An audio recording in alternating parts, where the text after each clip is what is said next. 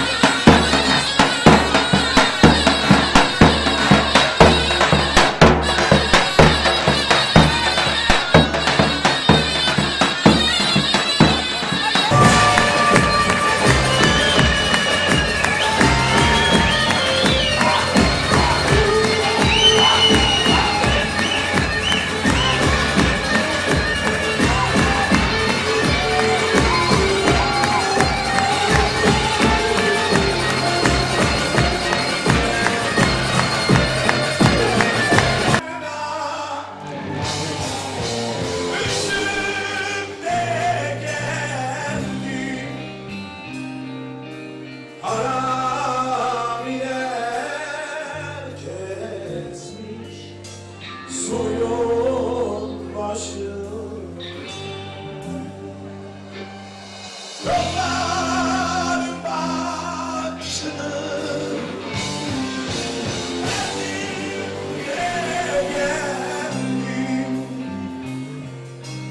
Bilmem kim saracak yaraları Kendime kastım Ali, dağlara küstüm Ali, dar günde dostum Ali. Kırama hallarımı, bağlama ellerimi, açılırken yollarımı. Kendime kastım Ali, dağlara küstüm Ali, dar günde dostum Ali. Kırama hallarımı, bağlama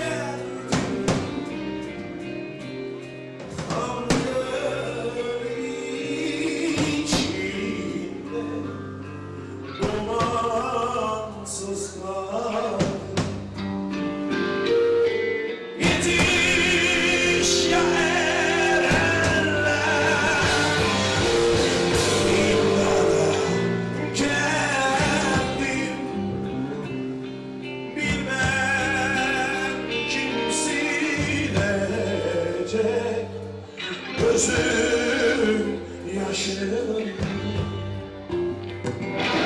Kendime kastım Ali, dağlara küstüm Ali, dar günümde dostum